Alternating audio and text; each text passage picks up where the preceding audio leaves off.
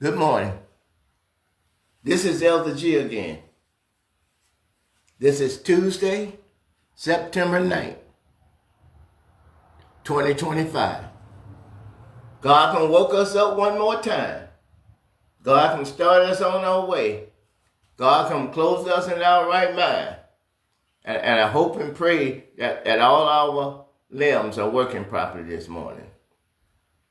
Every morning when I get up and my eyes come open, and I see a brand new day, I said, thank you. Thank you for waking me up this morning. Thank you for starting me on my way. Thank you for clothing me in my right mind. And all my limbs are working properly. That's my routine. That's what my body used to. That's what it wake up in the morning to do. Because in order for you to feel good about something and want to do something, it have to be a routine. If you want to lose weight, you have to develop a routine. If you want to be a bodybuilder, you have to build a routine. There's certain things that you have to do in order for you to become a great bodybuilder. You got to eat right. You got to sleep right. You got to exercise right. That's the same thing when you come to God. See, when you come to God, it means that you started your training. You started your training. Now, what you got to do in your training, you can't study a third of what the world do. You can't study half of what the world do, or 3/4 of what the world do. If you're a student of God, you have to study every aspect of the life, the good and the bad. I'm going to talk to the good people, and I'm going to talk to the bad. But most of my work is going to be with the bad. Why is that, Elder G? It's because Jesus came to seek that which was bad.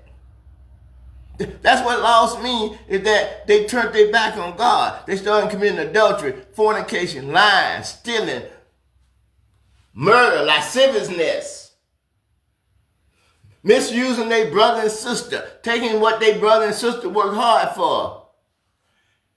Jesus came to seek that which was lost. See, we got so evil in the Old Testament that God turned his back on us. God turned his back on us. In Malachi, God turned his back on us. God wasn't going to put up with our mess no more.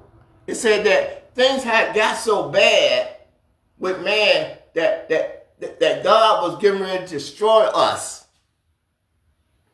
But the Bible said that it's the minute that God was ready to destroy us. It said God thought it for a minute. And God paused for a minute.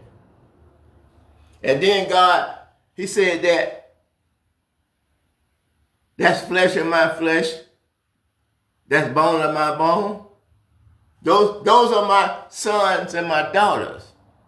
So it said that God was very sad, and he was ready to destroy man in his anger and his wrath. He was ready to destroy us. But he said, not for their sake. He said, I'm going to do it for my sake. Because why should my name be blasphemed? You see what I'm saying? See, God is the one that created us, and he created us in his image.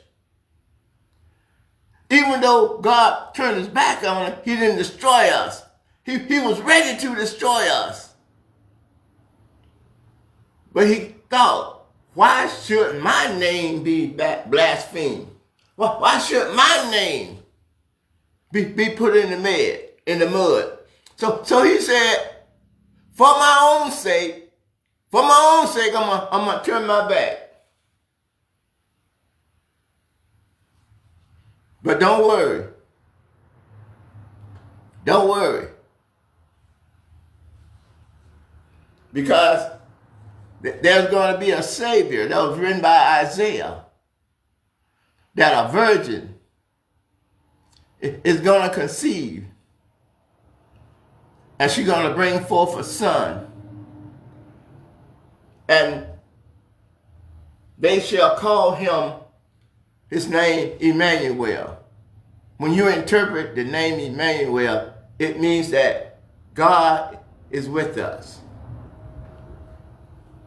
Then in St. John, starting at the first chapter, it says that in the beginning, before there was anything, before there was anything other than God, that was God, and that was God all by himself.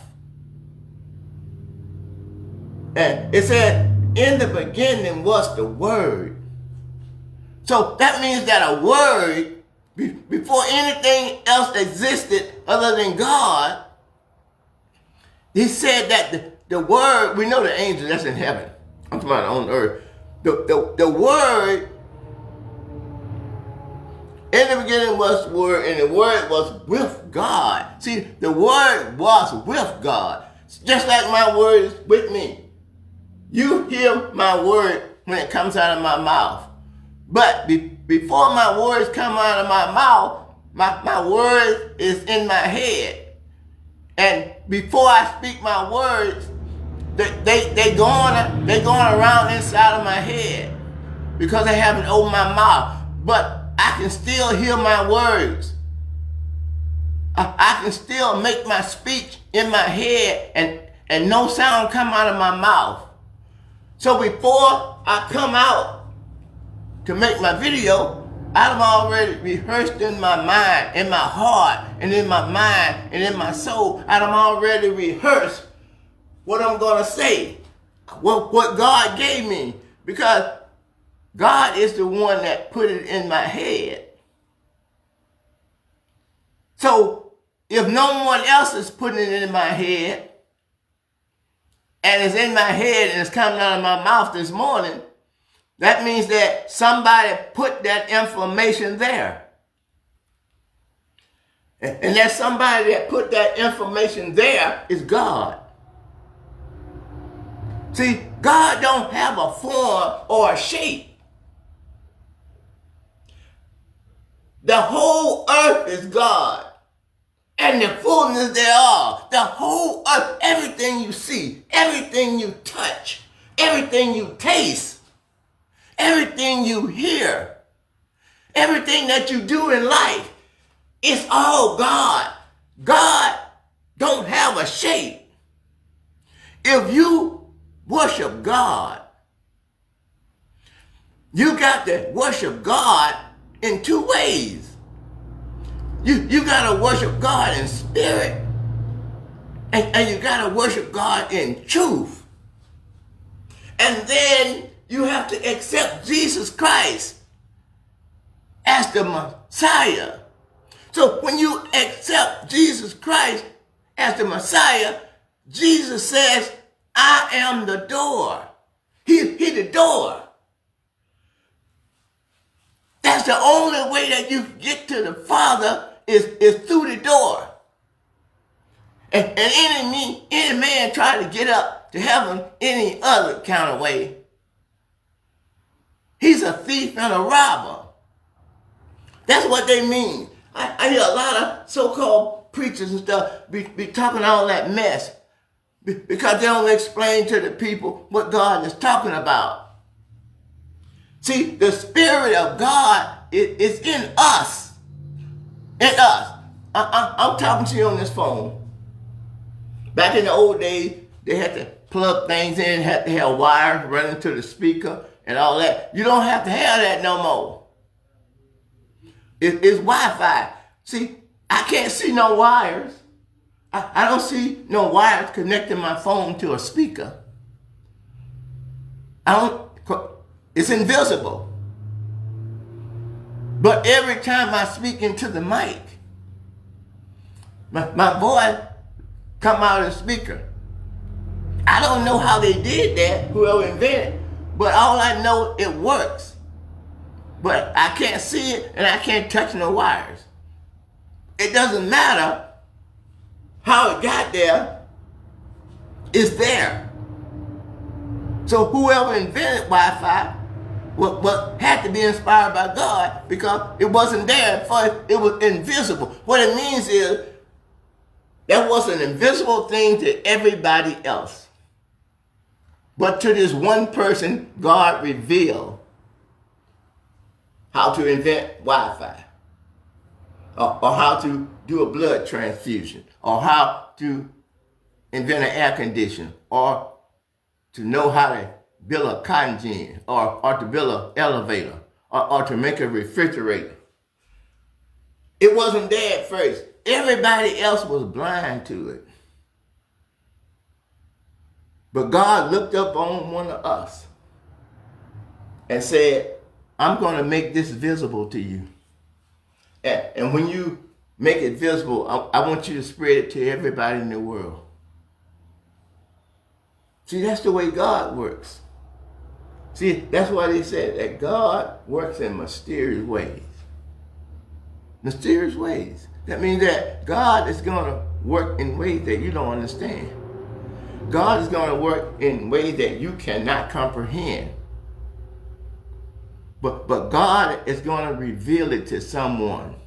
But it's got to be someone that's strong, like Moses, or like David, or like Solomon, or like Nehemiah, or like Jeremiah, or like Ezekiel when he took him down to the brook. He took him down there in the middle of the Hebrews sitting on the shore of the ocean. And he took him up in the spirit, and he set him down right there in the midst. He set him right down there in the church. He was a preacher, and God set him right down there in the church. But he was undercover. Didn't nobody know who he was. And what did God say? I want you to sit there, and I don't want you to do nothing. I just want you to watch. And he told Jeremiah, because Jeremiah didn't understand what he was saying. And Jeremiah wasn't comprehending what he was saying about who he is and the power that he got. So he told Jeremiah,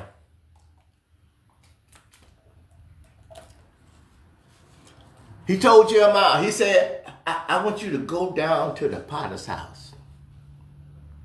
I don't want you to do nothing. I just want you to go down to the potter's house and I want you to watch what the potter do. See, sometimes God don't call you to speak. Sometimes God don't call you to do nothing but what your everyday chores are. But when God see the one that he set in place, that when there's a need, God already got somebody lined up to fulfill the need. So this time he needed Jeremiah to understand, because Jeremiah is going to stand before the king and rebuke him. So God is getting Jeremiah ready. So when he do his first sacrifice for the offering for sin, he's going to slaughter the lamb. God got to get Jeremiah ready. So he tells Jeremiah, because Jeremiah's scared to go up and speak ill against the king. So God had to get him ready. So God said, son, go down to the potter's house. I don't want you to do nothing. I just want you to watch what the potter do. So the potter got his clay, rolled it up, got it ready, and then he started spinning the wheel, and then he started forming the clay. He started forming the clay in the image that he wanted formed in. But by the time the potter got halfway through, he looked at the shape of the clay, and the clay wasn't in the shape that he wanted it in. It ain't what he liked. So what he did, he just took the clay and he smashed it back down and made it into a ball. And he started all over again. And then when Jeremiah went back to God, God explained to him. He said to Jeremiah, I am the potter. You are the clay. I can shape and form you into anything I want you to be. No matter how negatively you think of yourself or people think of you, just always remember, I am the potter. And you just the clay. All you got to do is hear and obey. Because why? Why do I need to hear and obey? Because your thoughts are not my thoughts. Neither are my ways your ways, said the Lord. See, no matter how smart you think you are or how fast you think you are, you can't outdo God. You can't go around God. You can't go under God. You can't go over God. And you can't go through God. As the heavens is higher than the earth, so are my ways higher than your ways. See, when you become a Christian, you submit that God's ways is higher than your ways. You admit that God's thought is higher than your thoughts. And you surrender yourself to him. And you believe that God is who he say he is. You believe that God could never fail. You believe that God have never lost a battle. And you believe that Jesus is the Christ, that Jesus is the Messiah. And you accept him in your heart and your mind and your soul. And you let Jesus lead you and guide you in the way that he would have you to go. See, it's not what you do. It's not what you do. It's how you do it. Do you do it in an evil manner? Or do you do it in a positive manner? That's what this is all about. That's where we are right now. See, my sisters and my brothers, the black and brown people. See, apparently the white prejudiced people, see, they don't care nothing about black and brown people. That's clear. That's why they form militia group like the KKK and the Patriot Front and the Proud Boys and the Oath Keepers and the White Percenter, white,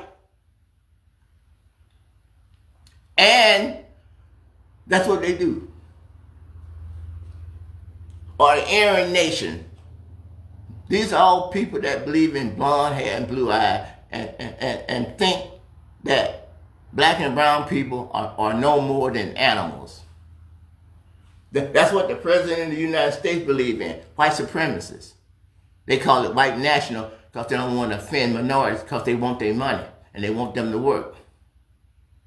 That's what white supremacist is. That's what Donald Trump is. That's what J.D. Vance is. That's what Pete Hegseth is. That's what Pam Bondi is. That's what Kristi Noem is. That's what Kash Patel, Jim Jordan, Mike Johnson, James Comer, Lindsey Graham. That's what they are. They're white supremacists, but they weak. They inferior to black and brown people. And they know it. They know it. They know that God is going to bless us and multiply us 10 or 15 times more than them. They know that within the next 25 years, they're going to be minority in the world. They're already the minority in the world. They only like 10% of the population. But 25 years from now, they're going to be the minority in their own country that they claim is their country. Knowing that Native Americans and Mexicans and probably some other people was already here before they came. But they destroyed. They can't build nothing on their own. All they can do is go out and take. They inferior. They weak. They gotta set taskmasters over people just to try to make people do something because they can't do it themselves. They got to use guns and bombs to kill the people that built the country. We built this country. I'm talking about black and brown people. We built, the Chinese built the railroad. The blacks picked all the cotton. The Mexican is out there in the field, back breaking work, picking your fruit, slaughtering your animals, cutting up your meat. And the white man sitting up there like he's a god. But everything that he got, he stole. He stole from the Native Americans and the Mexicans. He stole from Spain because Spain was developing the colonies first. They stole from Jamaica. They stole from the Bahamas. They stole South Africa. Just go through the history book. Everything that they do, they steal. They stole all inventions from the black people because they wouldn't let black people get a patent. The white man just stole it. He gave all his slaves his last name. If he was a Smith, then he gave all his slaves had to be Smith too. And then you're going to sit back and tell we late tomorrow he's going to clean up D.C. The slaves are the one that built D.C. They didn't even get paid for it. The only state that's the majority blacks in is the very state that he attacked. He trying to build it up for the white folks. He want to turn the parks into golf courses. That's what he's talking about. He going to replant the grass. He ain't going to have no blacks people around there. Only somebody got to be around there is prejudiced rich white folks. He took up the rose garden and put down that cement slab. You see, you're having a party out there. He out there celebrating. Look what we conquered. And then he said they're going to start building palaces in America. It came out of Donald Trump's mouth that America's going to be so rich that they're going to start building palaces here. This man thinks he's a king. This man thinks he's a dictator. The black and the brown people can't have that. We are never going to let that happen. Because we are an American citizen. My mother and my father was born here. My grandfather and my grandmother was born here. And I'm sure my great-great-great-grandmother and father was born here. We are American citizens. That means that we have the exact same rights as Donald Trump and his minions. And we are telling you and we are hollering and we are marching up and down the street because we don't want no violence. We are loving people. We are caring people. But never again will chains ever be put on our wrists. And never again will never shackles be put around our ankles. Or a collar with a chain on around our neck. The black and brown people are never gonna let that happen again. We have guns now. We have education. We have the Constitution on our side. We are pledging our allegiance to the flag, to the United States of America, and to the republic for which it stands. One nation under God, indivisibly, with justice for all. What that means is that we supposed to die to protect the Constitution. We put God first. We let God lead us and guide us in the way that He would have us to go. And then we pledge our allegiance to the Constitution. That whoever comes to the Constitution, no matter who you are, you can be the president, the vice president, you can be the Supreme Court justice. You don't have no more rights than I do. The president can be hired and the president can be fired. The Supreme Court can be hired and Supreme Court can be fired. The Supreme Court and Congress and the president works for us. We are the ones that pay their salary. They are the employee. And we are the employers. And the only thing it takes to move something in the United States is the majority. If you got 100 coins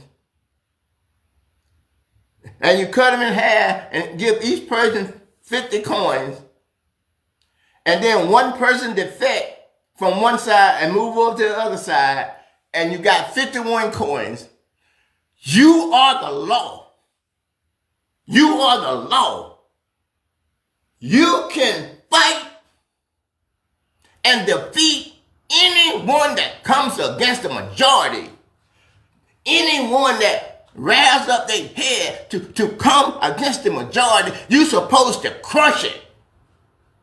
The majority rule, not the minority. God tells us that we can protect our freedom. The freedom to speak.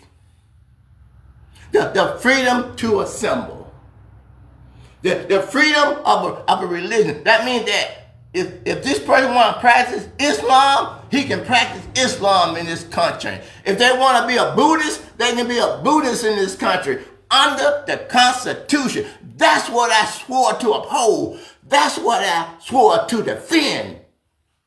The Constitution. No one is going to come against the Constitution, and I'm not going to try to defeat it. That's God's word. That God promised. No weapon. No weapon formed against us shall prosper. No weapon. Not the president of the United States or the vice president of the United States Congress or the Supreme Court or the Justice Department or the Homeland Security or the FBI. No weapon formed against God's people shall prosper. If you come against us, you come against God. And if you come against God, we're going to fight all the way to war, all the way to death, by any means necessary. Thank you.